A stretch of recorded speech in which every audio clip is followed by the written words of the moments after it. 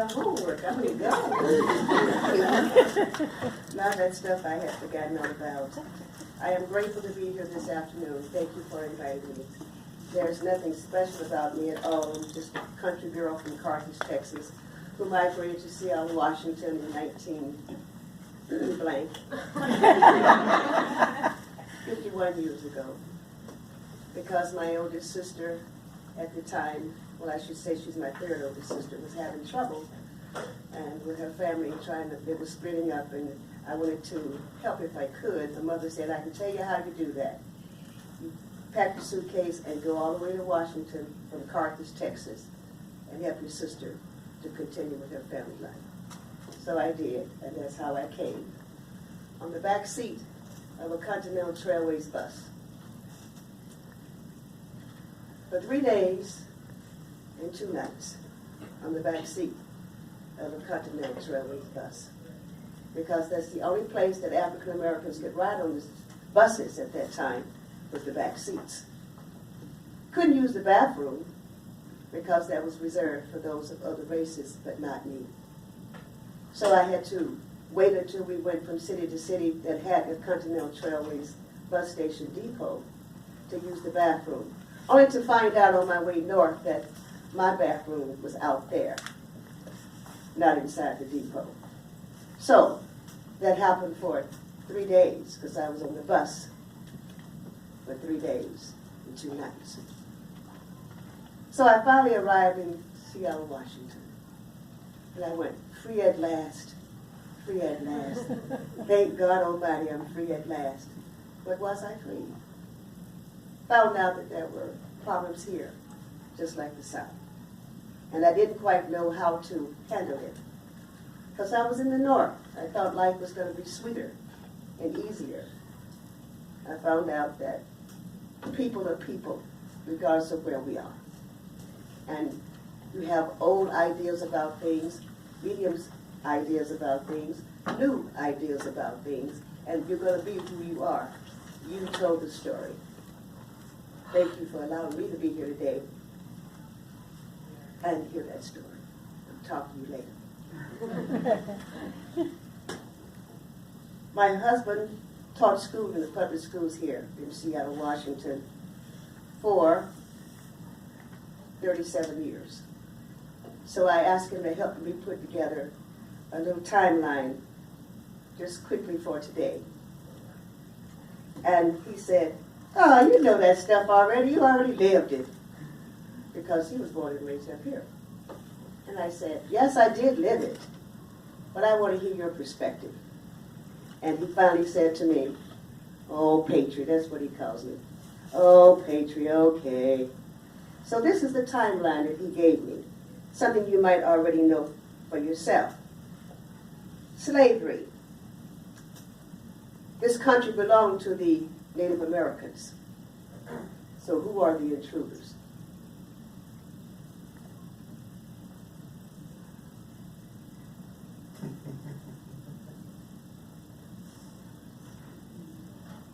This country belonged to the Native Americans.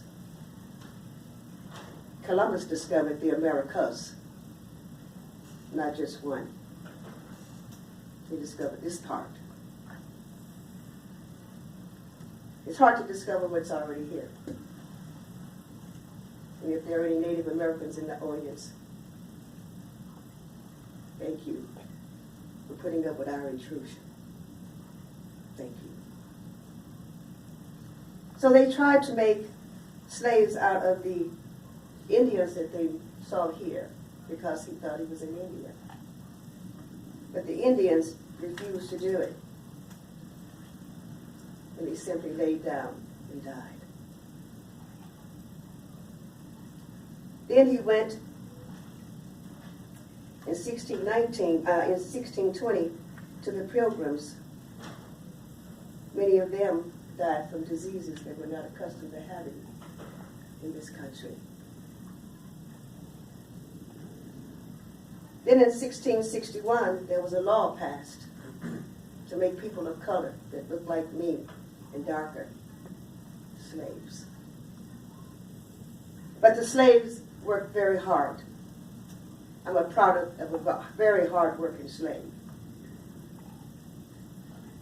I am not proud of the history, but I'm very proud of all of you, because you wouldn't be here today if someone had made sacrifices for your being here today.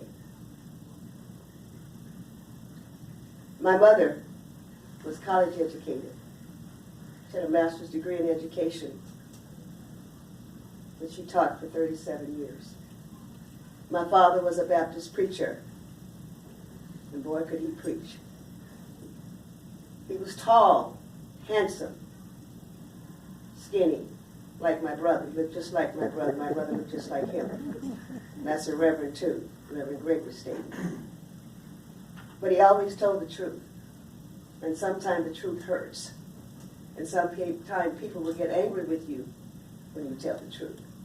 Don't you dare let that bother you. Take that anger and continue to use it positive like you're doing now.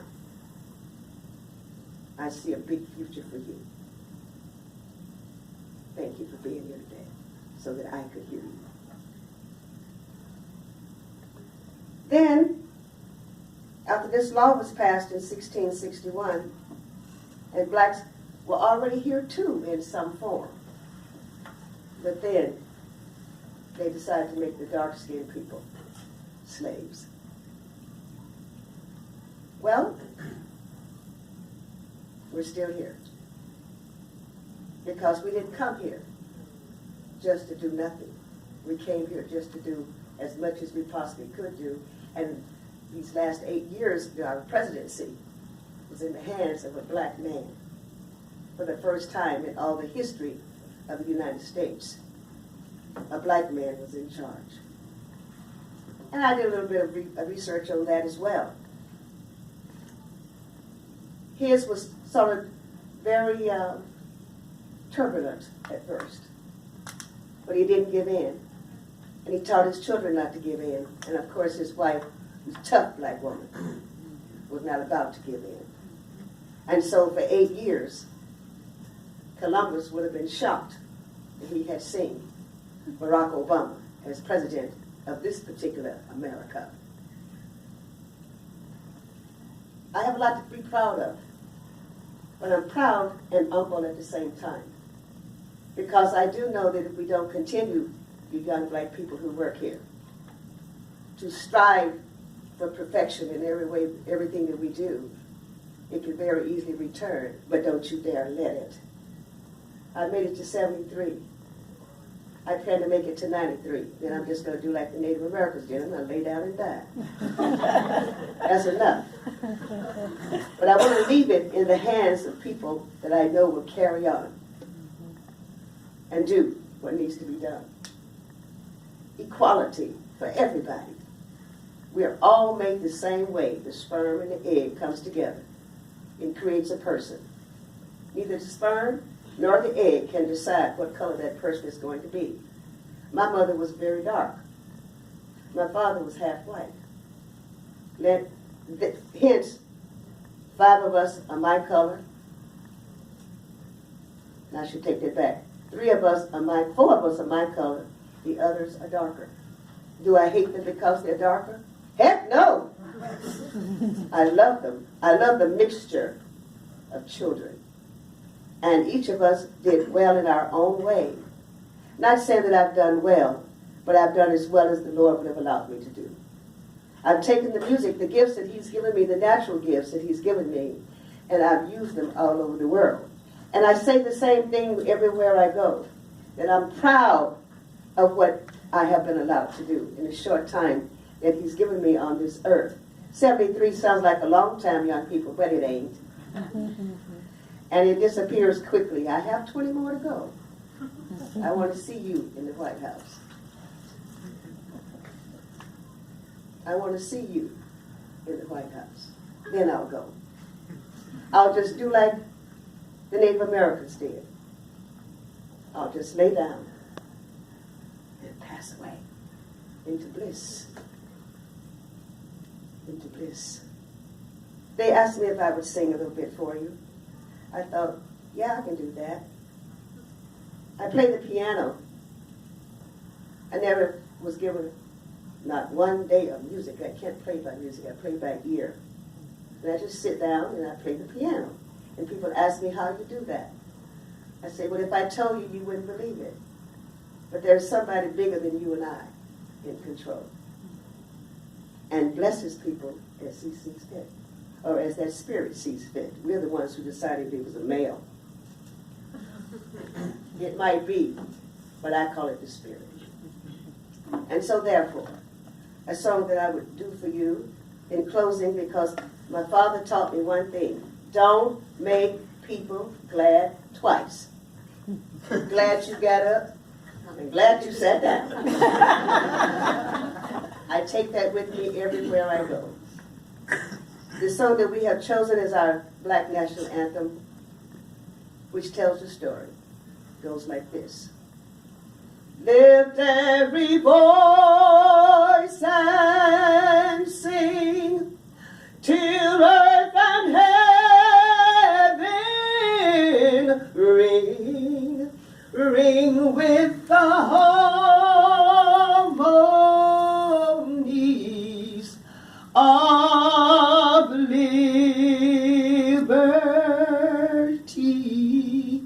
Let our rejoicing rise high as the listening skies, and let it resound loud as the rolling seas. Then sing a song full of the faith that the dark past has taught us. Then sing a song full of the hope that the present has brought us, facing the rising sun of a new day begun. So let us march on till victory is won, is won. Let us march on till victory for our young people is won.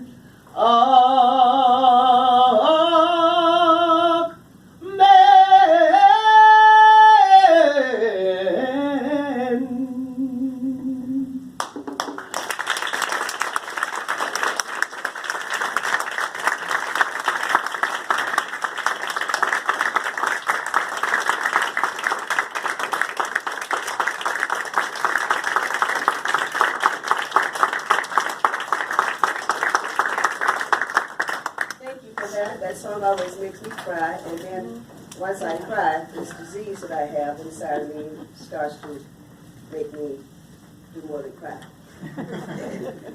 One last song is reach out and touch somebody's hand and make this world a better place. I know that we can. So reach out and touch somebody's hand and make this world a better place. I know that we can. So take a little time out of your busy day to give a little bit of encouragement to someone who may have lost their way. Come on and then just try. And would I be talking a little too strong if I ask each of you to share a problem that's not your own? Well, we can change things when we all start giving So why don't we all just reach out and touch that person next to you, somebody's hand, and make this world a better place.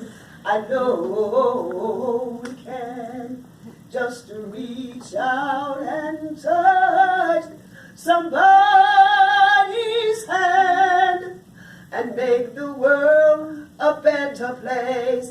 Yes, we can. So why don't we all just touch, reach out and touch the person beside you, poke 'em. The person in front of you, touch, reach out and touch, reach out and touch, just reach out and touch. You need to reach out and touch somebody's hand and make this world a better place. Yes, we can reach out and touch somebody's hand and make this world a better place. Yes, we can. Thank you and God bless.